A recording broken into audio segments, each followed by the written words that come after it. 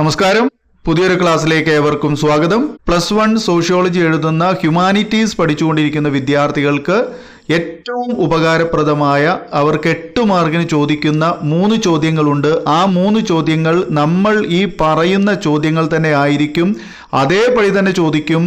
അതുകൊണ്ട് തന്നെ കൃത്യമായിട്ട് നിങ്ങളിത് പഠിക്കുക. തീർച്ചയായിട്ടും ലൈക്ക് ചെയ്യാനും അതുപോലെ തന്നെ മാക്സിമം ഷെയർ ചെയ്യാനും ശ്രമിക്കുക. നമ്മുടെ ചാനൽ ഒന്ന് മാക്സിമം റീച്ച് ചെയ്യാൻ നിങ്ങൾ സഹായിക്കുമെന്ന് കരുതുന്നു. ഓക്കെ, അപ്പോൾ നമുക്ക് നോക്കാം. രണ്ടാമത്തെ ചാപ്റ്ററിൽ നിന്നാണ് ആദ്യത്തെ എസ്സേ വരുന്നത്. രണ്ടാമത്തെ chapter terms, concepts and their use in sociology എന്നുള്ളതാണ്. Terms, concepts and their use in sociology. ചാപ്റ്ററിൻ്റെ പേരിലൊന്നും വലിയ കാര്യമില്ല, പക്ഷേ നമ്മൾ പഠിക്കാൻ പോകുന്നത് എന്താണ് എന്ന് മനസ്സിലാക്കുക. അതിൽ ചോദ്യം ഇതാണ്: സാമൂഹിക സംഘങ്ങൾ എന്താണ് എന്ന് ചോദിക്കും. സാമൂഹിക സംഘങ്ങൾ എന്താണ്, അതുപോലെ തന്നെ വിവിധ തരം സാമൂഹിക സംഘങ്ങൾ ഏതെല്ലാമാണ്, സാമൂഹിക സംഘങ്ങൾ എന്താണ്, സാമൂഹിക സംഘങ്ങൾ വിവിധ തരത്തിലുള്ള സംഘങ്ങൾ ഏതൊക്കെയാണ്, ടൈപ്സ് ഓഫ് സോഷ്യൽ ഗ്രൂപ്പ്സ്, അതുപോലെ തന്നെ social groups, what you mean by social group അല്ലെങ്കിൽ ഡിഫൈൻ സോഷ്യൽ ഗ്രൂപ്പ്, അതുപോലെ തന്നെ ടൈപ്സ് ഓഫ് സോഷ്യൽ ഗ്രൂപ്പ്. അപ്പോൾ നമുക്ക് നോക്കാം, എന്താണ് സാമൂഹിക സംഘങ്ങൾ എന്ന് പറഞ്ഞാൽ നിരന്തരമായ പരസ്പര പ്രവർത്തനം നടത്തുന്നവരോ പരസ്പര പ്രവർത്തനത്തിൻ്റെ ഒരു സ്ഥിരമായ മാതൃക ഉണ്ടാക്കുന്നവരോ അല്ലെങ്കിൽ സംഘബോധം, പൊതു താല്പര്യം, പൊതു മാനദണ്ഡങ്ങളും മൂല്യങ്ങളും അതുപോലെ നിശ്ചിതമായിട്ടുള്ളൊരു ഘടന തുടങ്ങിയ പ്രത്യേകതകളോട് കൂടിയതാണ് സാമൂഹ്യ സംഘങ്ങൾ. ഓക്കെ, അപ്പോൾ സാമൂഹ്യ സംഘങ്ങളുടെ പ്രത്യേകത എന്താണെന്ന് കൂടി ഇതിൻ്റെ കൂടെ പഠിച്ചു വെച്ചാൽ നിങ്ങൾക്ക് അത് എളുപ്പമായിരിക്കും. നിരന്തര പരസ്പര പ്രവർത്തനത്തിൻ്റെ ഒരു സ്ഥിരമായ മാതൃക, സംഘബോധം, പൊതു താല്പര്യം, പൊതു മാനദണ്ഡങ്ങളും മൂല്യങ്ങളും ഒരു നിശ്ചിത ഘടന തുടങ്ങിയവയോട് കൂടിയിട്ടുള്ള സംഘങ്ങൾക്ക് പറയുന്ന പേരാണ് സാമൂഹ്യ സംഘങ്ങൾ. ഓക്കെ, അപ്പോൾ ഈ സാമൂഹ്യ സംഘങ്ങൾ വിവിധ തരത്തിലുണ്ട്. അത് ഏതൊക്കെയാണെന്നുള്ളത് അപ്പോൾ നമ്മൾ ഈ ആദ്യം എസ്സേ എഴുതുമ്പോൾ നമ്മൾ ആദ്യം എന്താണ് സോഷ്യൽ ഗ്രൂപ്പ് എന്ന് എഴുതുക. അതിനുശേഷം സോഷ്യൽ ഗ്രൂപ്പിൻ്റെ വിവിധ തരം സോഷ്യൽ ഗ്രൂപ്പുകൾ ഏതൊക്കെയാണ്, ടൈപ്സ് ഓഫ് സോഷ്യൽ ഗ്രൂപ്പ് എന്താണെന്നുള്ളത് സൈഡ് ഹെഡിങ് കൊടുത്തിട്ട് പ്രധാനമായിട്ടും വരുന്ന സോഷ്യൽ ഗ്രൂപ്പുകൾ ഒന്ന് പ്രൈമറി ആൻഡ് സെക്കൻഡറി, രണ്ടാമത്തേത് കമ്മ്യൂണിറ്റി ആൻഡ് അസോസിയേഷൻ, മൂന്നാമത്തേത് in groups and out groups, നാലാമത്തേത് റഫറൻസ് ഗ്രൂപ്പ്, അതുപോലെ അഞ്ചാമത്തേത് പിയർ ഗ്രൂപ്പ്സ് തുടങ്ങിയവയാണ്. ഓക്കെ, അപ്പോൾ 5 ഗ്രൂപ്പുകളാണ്, വിവിധ തരം സംഘങ്ങളാണുള്ളത്. അപ്പോൾ ഏതൊക്കെയാ നോക്കാം. ഒന്ന് പ്രാഥമികവും ദ്വിതീയവുമായ സാമൂഹ്യ സംഘങ്ങൾ, രണ്ടാമത്തേത് സമുദായവും സമൂഹവും, മൂന്നാമത്തേത് സ്വഗണങ്ങളും അന്യഗണങ്ങളും, നാലാമത്തേത് സുചിത ഗണം, അഞ്ചാമത്തേത് സമപ്രായ ഗണങ്ങൾ. ഓക്കെ, ഇതിനെ ഓരോന്നിനും നമ്മൾ എന്ത് ചെയ്യുക, വിവരിക്കുക.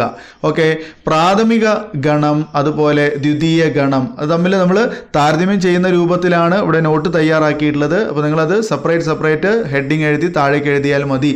പ്രാഥമിക ഗണം എന്ന് പറഞ്ഞാൽ ചെറു സംഘം, വളരെ അടുത്ത ബന്ധമുള്ളവർ, വ്യക്തി കേന്ദ്രീകൃതം, മുഖാമുഖ ബന്ധം, പരസ്പരം സഹകരിക്കുന്നവർ, ആത്മബന്ധവും സംഘബോധവും ഉള്ളവർ. ഉദാഹരണം കുടുംബം, ഗ്രാമം, ചങ്ങാതിക്കൂട്ടങ്ങൾ തുടങ്ങിയവ. ഓക്കെ, ഇതാണ് പ്രാഥമിക ഗണം എന്ന് പറയുന്നത്. എന്നാൽ ദ്വിതീയ ഗണം എന്ന് പറയുന്നത് താരതമ്യേന വലുപ്പമുള്ള സംഘം, ഔപചാരികവും വ്യക്തിപരമല്ലാത്തതുമായ ബന്ധം, ലക്ഷ്യോന്മുഖം, ഇതൊക്കെയാണ് ഇതിൻ്റെ പ്രത്യേകതകൾ. അപ്പോൾ ആരൊക്കെയാണത്? വിദ്യാലയങ്ങൾ, അതുപോലെ തന്നെ സർക്കാർ ഓഫീസുകൾ, ആശുപത്രികൾ, വിദ്യാർത്ഥി സംഘടനകൾ തുടങ്ങിയവയൊക്കെയാണ് ഇതിൽ വരുന്നത്, ദ്വിതീയ ഗണത്തിൽ ഉൾപ്പെടുന്നത്. താരതമ്യേന വലുപ്പമുള്ള സംഘമായിരിക്കും, ഔപചാരികവും വ്യക്തിപരമല്ലാത്തതുമായ ബന്ധമുള്ളതാണ്, ലക്ഷ്യോന്മുഖമായിരിക്കും. ആ സംഘം ചേരലിന് എന്താണ്, ലക്ഷ്യോന്മുഖമായിരിക്കും, താൽക്കാലിക സ്വഭാവമുള്ളവയാണ്, ലക്ഷ്യം നേടുന്നതോടെ അത് ഇല്ലാതാവും. അപ്പോൾ വിദ്യാലയങ്ങളായാലും സർക്കാർ ഓഫീസുകളായാലും ആശുപത്രികളായാലും ഇതൊക്കെ ആ ഒരു ഗണത്തിൽ പെടുന്നതാണ്. അതുപോലെ മറ്റൊരു ഗണമാണ് സമുദായവും അതുപോലെ തന്നെ സമൂഹവും. ഒരു നിശ്ചിത പ്രദേശത്ത് പൊതുവായ താല്പര്യങ്ങളോടും പ്രവർത്തനങ്ങളോടും കൂടി ജീവിക്കുന്ന ഒരു സാമൂഹ്യ സംഘമാണ് സമുദായം. സമൂഹം എന്ന് പറയുമ്പോൾ ഏതാണ്, മനുഷ്യർ തമ്മിലുള്ള ഇടപെടലുകളിലൂടെ സൃഷ്ടിക്കപ്പെടുന്ന ബന്ധങ്ങളുടെ ശൃംഖലയാണ് സമൂഹം. വ്യക്തിപരമല്ലാത്ത ഉപരിതല ബന്ധങ്ങളാണിത്. നഗരത്തിൽ ജീവിക്കുന്ന ആളുകൾ തമ്മിലുള്ള ബന്ധങ്ങൾ ഇതിന് ഉദാഹരണമാണ്. അതുപോലെ സ്വഗണങ്ങളും അന്യഗണങ്ങളും. സ്വഗണം എന്ന് പറഞ്ഞാൽ നമ്മൾ, നമ്മുടെ എന്നീ വികാരങ്ങളുള്ള സംഘത്തെയാണ് സ്വഗണം എന്ന് പറയുന്നത്. നമ്മുടെ മുഖാമുഖ ബന്ധമാണ് ഉണ്ടാവുക. അംഗങ്ങൾ തമ്മിൽ പരസ്പര സഹകരണം ഉണ്ടായിരിക്കും. പവിത്രമായ ബന്ധമാണ് സ്വഗണത്തിൽ ഉണ്ടാവുക. എന്നാൽ അന്യഗണം എന്ന് പറയുമ്പോൾ അവരുടെ എന്നീ വികാരങ്ങളുള്ള സംഘമാണ്. വിദൂര ബന്ധങ്ങളാണ് ഉണ്ടാവുക. അംഗങ്ങൾ തമ്മിൽ സഹകരണം കുറവായിരിക്കും. ജോലിയുമായി ബന്ധപ്പെട്ട ബന്ധങ്ങൾ, അപൂർണമായ ബന്ധങ്ങൾ, ഉദാഹരണം കുടിയേറ്റക്കാർ. ചില ഗണങ്ങൾ മറ്റു ഗണങ്ങളെ നിരീക്ഷിക്കുകയും അവരെപ്പോലെ ആയിത്തീരാൻ ആഗ്രഹിക്കുകയും ചെയ്യുന്ന ആ ഗണത്തെയാണ് നമ്മൾ സുജിത ഗണം എന്ന് പറയുന്നത്. അങ്ങനെ അവർ ആ ഗണത്തിൽ ആ ഗണത്തിൻ്റെ ജീവിത രീതികൾ അനുകരിക്കുന്നവരാണ്. ഏത് ഗണത്തിൻ്റെ ജീവിത രീതിയാണോ അനുകരിക്കപ്പെടുന്നത് ആ ഗണത്തെ സുജിത ഗണം എന്നാണ് പറയുക. സംസ്കാരം, ജീവിത രീതി, അഭിലാഷങ്ങൾ, ലക്ഷ്യപ്രാപ്തികൾ എന്നിവയെക്കുറിച്ച് വിവരങ്ങൾ നൽകുന്ന പ്രധാന സ്രോതസ്സുകളാണ് സുജിത ഗണങ്ങൾ. ഉദാഹരണം പറയാം, സിനിമാ നടന്മാരെ, കായിക താരങ്ങളെ അനുകരിക്കപ്പെടുന്നത്. ഇവിടെ കായിക താരങ്ങളും നടന്മാരും സുജിത ഗണമാകുന്നു. ലാസ്റ്റ് പോയിന്റ് ആണ് സമപ്രായ ഗണങ്ങൾ, പിയർ ഗ്രൂപ്പ്സ്. ഇതൊരു തരം പ്രാഥമിക ഗണമാണ്, തുല്യരുടെ ഗണമാണ്. ഉദാഹരണം സഹപാഠികളാണ്. ഓക്കെ, അപ്പോൾ ഇതാണ് ഇതിൽ ഏറ്റവും പ്രധാനപ്പെട്ട ഒരു എസ്സേ എന്ന് പറയുന്നത്. ഇത്രയും കാര്യങ്ങൾ എഴുതിയാലേ നമുക്കത് എസ്സേ ആയിട്ട് കണക്കാക്കപ്പെടുകയുള്ളൂ എന്നുകൂടി ഓർമ്മപ്പെടുത്തുന്നു. മറ്റൊരു ചോദ്യം വരുന്നത് 4ാമത്തെ ചാപ്റ്ററിൽ നിന്നാണ്. സംസ്കാരവും സാമൂഹ്യവൽക്കരണവും, കൾച്ചർ ആൻഡ് സോഷ്യലൈസേഷൻ എന്നുള്ളതാണ്. ഇതിൽ സോഷ്യലൈസേഷൻ എന്താണ്, സോഷ്യലൈസേഷൻ്റെ ഏജൻസികൾ എന്തൊക്കെയാണ്, സാമൂഹ്യവൽക്കരണം എന്താണ്, സാമൂഹ്യവൽക്കരണത്തിൻ്റെ ഏജൻസികൾ എന്തൊക്കെയാണെന്നാണ് നമുക്കിതിൽ പ്രധാനമായിട്ടും പഠിക്കാനുള്ളത്. എന്താണ് സാമൂഹ്യവൽക്കരണം എന്നുള്ളത് ഒരു 4 പോയിന്റിൽ ജസ്റ്റ് എക്സ്പ്ലെയിൻ ചെയ്യുക. അതിനുശേഷം സാമൂഹ്യവൽക്കരണത്തിൻ്റെ ഏജൻസികൾ ഏതൊക്കെയാണെന്നുള്ളത് പോയിന്റ് കൊടുത്തതിന് ശേഷം അത് എക്സ്പ്ലെയിൻ ചെയ്യുക. ഓക്കെ, വളരെ എളുപ്പത്തിൽ എഴുതാൻ പറ്റുന്ന ഒരു എസ്സേ ആണ്. സാമൂഹ്യവൽക്കരണം അല്ലെങ്കിൽ സാമൂഹീകരണം എന്നാണ് ക്വസ്റ്റ്യൻ പേപ്പറിൽ ക്വസ്റ്റ്യൻ കാണുന്നത് മലയാളത്തിൽ. അപ്പോൾ രണ്ടും ഒന്ന് തന്നെയാണ്. സാമൂഹ്യവൽക്കരണം എന്ന് പറയാം, സാമൂഹീകരണം എന്നും പറയുന്നുണ്ട്. രണ്ടിൻ്റെ മീനിങ് ഒന്ന് തന്നെയാണ്. ഒരു വ്യക്തിയുടെ ജീവിതത്തിൽ ഏറ്റവും പ്രധാനപ്പെട്ട പ്രക്രിയയാണ് സാമൂഹ്യവൽക്കരണം അല്ലെങ്കിൽ സാമൂഹീകരണം. ജനനം മുതൽ മരണം വരെ നീണ്ടു നിൽക്കുന്ന ഒരു പ്രക്രിയയാണിത്. മനുഷ്യനെ സാമൂഹിക ജീവിയാക്കി മാറ്റുന്ന പ്രക്രിയയാണിത്. സാമൂഹ്യ രീതികൾ പഠിക്കുന്നതിലൂടെ മനുഷ്യ ശിശു ക്രമേണ ഒരു സാമൂഹ്യ ജീവിയായി മാറുന്ന പ്രക്രിയയാണ് സാമൂഹ്യവൽക്കരണം അഥവാ സാമൂഹീകരണം എന്നുള്ളത്. എന്തൊക്കെയാണ് സാമൂഹീകരണത്തിൻ്റെ ഏജൻസികൾ? 1 കുടുംബമാണ്, 2 സമപ്രായക്കാർ, 3 വിദ്യാലയങ്ങൾ, 4 ബഹുജന മാധ്യമം.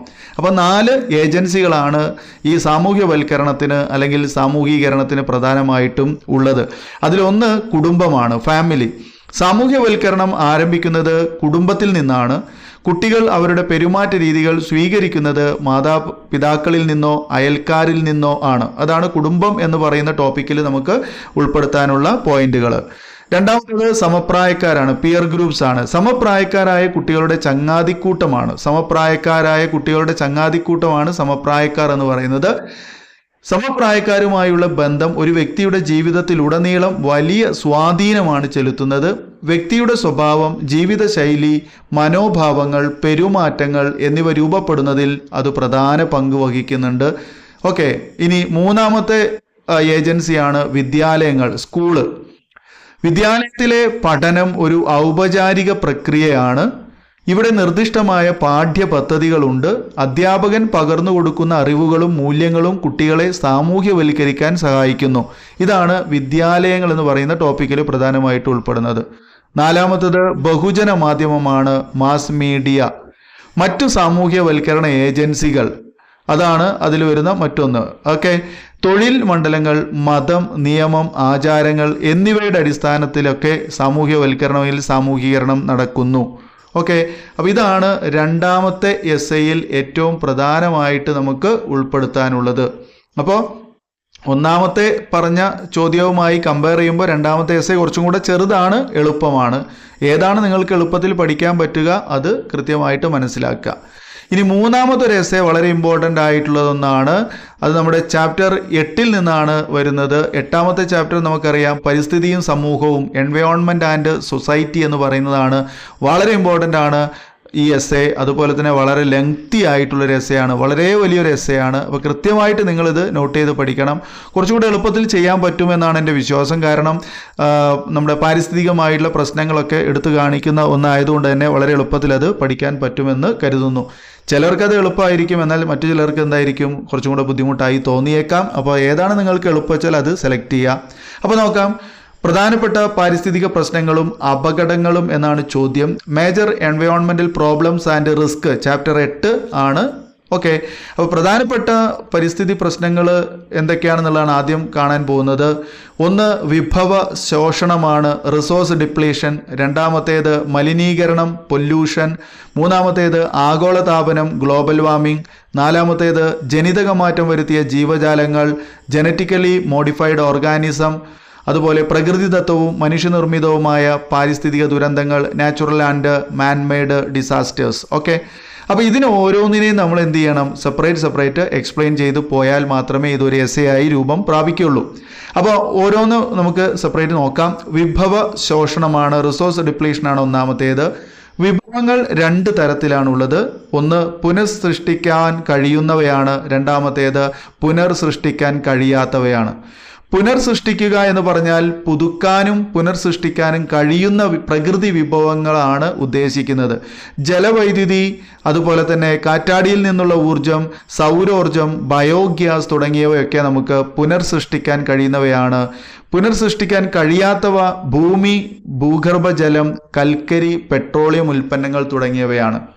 അപ്പോൾ വേണമെന്നുണ്ടെങ്കിൽ നമുക്കിതിനെ ഒന്നും കൂടെ എക്സ്പ്ലെയിൻ ചെയ്തു പോവാം. പുതുക്കാനും പുനർസൃഷ്ടിക്കാനും കഴിയാത്ത പ്രകൃതി വിഭവങ്ങളുടെ അമിതമായ ഉപയോഗം വിഭവ ശോഷണത്തിന് കാരണമാകുന്നു. അപ്പോൾ അതാണ് നമ്മുടെ ഹെഡിങ്. വിഭവ ശോഷണം എന്നുള്ളതാണ് നമ്മുടെ ഹെഡിങ്. അപ്പോൾ അതിലേക്ക് നമുക്ക് എത്താൻ വേണമെങ്കിൽ നമുക്ക് ഇങ്ങനെ എഴുതാം: പുതുക്കാനും പുനർസൃഷ്ടിക്കാനും കഴിയാത്ത പ്രകൃതി വിഭവങ്ങളുടെ അമിതമായ ഉപയോഗം വിഭവ ശോഷണത്തിന് ഇടയാക്കുന്നു എന്ന് പറയാം. പഞ്ചാബ്, ഹരിയാന, ഉത്തർപ്രദേശ് എന്നീ സംസ്ഥാനങ്ങളിൽ ഭൂഗർഭജലത്തിൻ്റെ അളവ് കുറഞ്ഞു വരുന്നതായിട്ടാണ് പഠനങ്ങൾ തെളിയിക്കുന്നത്. അതിവേഗം ശോഷണം സംഭവിച്ചുകൊണ്ടിരിക്കുന്ന വിഭവങ്ങളാണ് ജൈവ വൈവിധ്യ ആവാസ കേന്ദ്രങ്ങൾ, വനങ്ങൾ, പുൽമേടുകൾ തുടങ്ങിയവ. ഇതിൻ്റെയൊക്കെ പ്രത്യാഘാതങ്ങൾ എന്താണ്? ജൈവ വൈവിധ്യങ്ങളുടെ നാശമാണ്. മറ്റൊന്ന് സസ്യജന്തുവർഗങ്ങളുടെ നാശമാണ്. ഇനി രണ്ടാമത്തെ പോയിന്റാണ് മലിനീകരണം. മലിനീകരണം വിവിധ തരത്തിലാണ് നമുക്ക് കാണാൻ കഴിയുക. മലിനീകരണം പ്രധാനപ്പെട്ടവ ഒന്ന് വായു മലിനീകരണമാണ്, രണ്ടാമത്തേത് ജലമലിനീകരണമാണ്, മൂന്നാമത്തേത് ശബ്ദ മലിനീകരണമാണ്. എന്താണ് വായു മലിനീകരണം? നഗരപ്രദേശങ്ങളിലെ പ്രധാന പ്രശ്നമാണ് വായു മലിനീകരണം. വിഷമയമുള്ള വാതകങ്ങളും പദാർത്ഥങ്ങളും അന്തരീക്ഷത്തിൽ വായുവിൽ കലരുന്ന പ്രക്രിയക്കാണ് വായു മലിനീകരണം എന്ന് പറയുന്നത്. വളരെ സിമ്പിളായുള്ള കാര്യങ്ങളാണ്, ചെറിയ ക്ലാസ് മുതലൊക്കെ നമ്മൾ പഠിക്കുന്ന കാര്യമാണ്. ഉറവിടം എവിടുന്നൊക്കെയാണ്? വാഹനങ്ങൾ, വ്യവസായശാലകൾ തുടങ്ങിയവയിൽ നിന്നുള്ള പുക.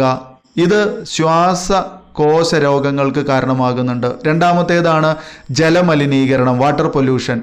വിഷമയമുള്ള പദാർത്ഥങ്ങൾ ജലത്തിൽ കലരുന്ന പ്രക്രിയയാണ് ജലമലിനീകരണം. പ്രധാനപ്പെട്ട ഉറവിടങ്ങൾ വീടുകളിൽ നിന്നും ഫാക്ടറികളിൽ നിന്നും പുറത്തേക്കൊഴുകുന്ന മലിനജലം, കൃഷിയിടങ്ങളിൽ നിന്നുള്ള കീടനാശിനി കലർന്ന ജലം. ഇതിൻ്റെ പ്രത്യാഘാതം ശുദ്ധജലത്തിൻ്റെ അഭാവമുണ്ടാകുന്നു എന്നുള്ളതാണ്. അതുപോലെ തന്നെ ജലജന്യ രോഗങ്ങൾ ഉണ്ടാക്കാൻ കാരണമാകുന്നു. ഭക്ഷ്യോൽപാദനത്തിൽ മുരടിപ്പുണ്ടാക്കുന്നു. മറ്റൊരു മലിനീകരണമാണ് ശബ്ദ മലിനീകരണം. മനുഷ്യജീവിതത്തെ അലോസരപ്പെടുത്തുന്ന രീതിയിലുള്ള വലിയ ശബ്ദങ്ങളെയാണ് ശബ്ദ മലിനീകരണം എന്ന് പറയുന്നത്. നഗരപ്രദേശങ്ങളിൽ ഇത് വലിയ ബുദ്ധിമുട്ടുകളാണ് സൃഷ്ടിക്കുന്നത്. പ്രധാനപ്പെട്ട ഉറവിടങ്ങൾ ഉച്ചഭാഷിണികൾ, വാഹനങ്ങൾ, ഫാക്ടറികൾ, വിമാനങ്ങൾ തുടങ്ങിയവയിൽ നിന്നുള്ള ശബ്ദമാണ്. മറ്റൊരു നമ്മുടെ പരിസ്ഥിതിയുമായി ബന്ധപ്പെട്ട ഒരു പ്രശ്നമാണ് ആഗോളതാപനം. ഭൂമിയുടെ ശരാശരി ചൂട് ക്രമാതീതമായി വർദ്ധിക്കുന്ന പ്രതിഭാസത്തെയാണ് ആഗോളതാപനം കൊണ്ട് അർത്ഥമാക്കുന്നത്. ഹരിതഗൃഹ വാതകങ്ങളാണ് ഇതിന് കാരണമാകുന്നത്. കാർബൺ ഡൈ ഓക്സൈഡ്, മീഥെയ്ൻ, ഫ്ലൂറോ കാർബണുകൾ തുടങ്ങിയവയാണ് ആഗോളതാപനത്തിന് കാരണമാകുന്നത്. ഇതിനെയാണ് നമ്മൾ ഹരിതഗൃഹ വാതകങ്ങൾ എന്ന് പറയുന്നത്.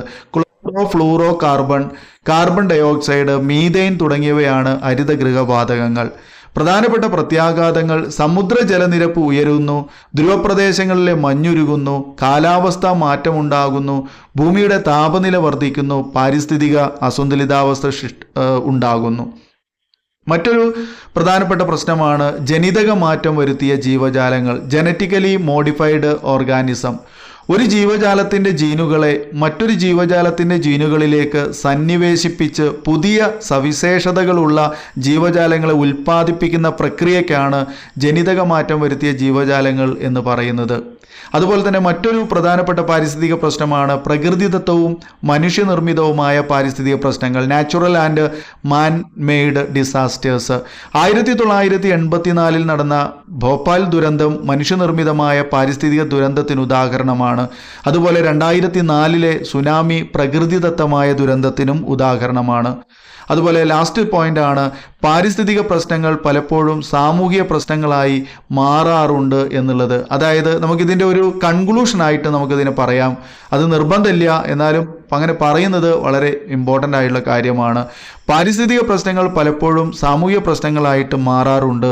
സാമൂഹിക അസമത്വവുമായി പാരിസ്ഥിതിക പ്രശ്നങ്ങൾക്ക് അടുത്ത ബന്ധമാണുള്ളത്. അതിനാൽ പാരിസ്ഥിതിക പ്രശ്നങ്ങൾ വ്യത്യസ്ത സാമൂഹിക ഗ്രൂപ്പുകളെ വ്യത്യസ്തമായാണ് ബാധിക്കുന്നത്. തുടങ്ങിയുള്ള കാര്യങ്ങളൊക്കെ നമുക്ക് ഇവിടെ എക്സാമ്പിളായിട്ട് പറഞ്ഞുകൊണ്ട് നിങ്ങൾക്ക് ഉപയോഗിക്കാവുന്നതാണ്. അപ്പോൾ ഇത്രയും കാര്യങ്ങൾ ഉൾപ്പെടുത്തിക്കൊണ്ട് നമുക്ക് ഇവിടെ ഈ ഒരു എസ്സേ പാരിസ്ഥിതിക പ്രശ്നങ്ങളും അതിൻ്റെ പ്രധാനപ്പെട്ട അതിൻ്റെ കൂടെയുള്ള ചോദ്യം എന്തായിരുന്നു, പരിസ്ഥിതി പ്രശ്നങ്ങളും അപകടങ്ങളും എന്നുള്ളതാണ്. അപ്പോൾ ഇത്രയും കാര്യങ്ങൾ ഉൾപ്പെടുത്തിക്കൊണ്ട് നമുക്ക് ഈ എസ്സേയോട് വൈൻഡപ്പ് ചെയ്യാൻ സാധിക്കും. അപ്പോൾ മക്കളെ, പരീക്ഷയ്ക്ക് വരുന്ന 3 ചോദ്യങ്ങൾ, വളരെ ഇമ്പോർട്ടൻ്റ് ആയിട്ടുള്ള 3 ചോദ്യങ്ങളാണ് എസ്സേ ആയിട്ട് തന്നിട്ടുള്ളത്. മക്കൾക്ക് ഇത് തന്നെ റിപ്പീറ്റ് ചെയ്യും, ഇത് തന്നെ ആവർത്തിക്കും, നിർബന്ധമായിട്ടും വരും, വർഷങ്ങളായിട്ട് ചോദിച്ചുകൊണ്ടിരിക്കുന്ന എസ്സേ ആണ്. കൃത്യമായിട്ട് പഠിച്ചോ, കൃത്യമായി നിങ്ങളിത് ഉപയോഗപ്പെടുത്തുക, എഴുതി പഠിക്കുക. പരീക്ഷയ്ക്ക് തലേദിവസം നോക്കി പോവാതെ ഇപ്പോൾ തന്നെ പഠിക്കാൻ ശ്രമം നടത്തുക. ഈ വീഡിയോ നിങ്ങൾക്ക് 100% ഉപകരിക്കുന്ന ഉറപ്പാണ്. തീർച്ചയായും എല്ലാവരും ലൈക്ക് ചെയ്യുക, മാക്സിമം എല്ലാവരിലേക്കും ഷെയർ ചെയ്യുക. സബ്സ്ക്രൈബ് ചെയ്യാതെ കാണുന്നവരുണ്ടെങ്കിൽ ദയവായി സബ്സ്ക്രൈബ് ചെയ്ത് കാണുക. ഓക്കെ, ഇനി നമുക്ക് വീണ്ടും പുതിയൊരു ടോപ്പിക്കുമായി പുതിയ വീഡിയോയിൽ കാണാം. വീഡിയോ കണ്ടിരുന്ന എല്ലാവർക്കും നന്ദി. Thanks for watching.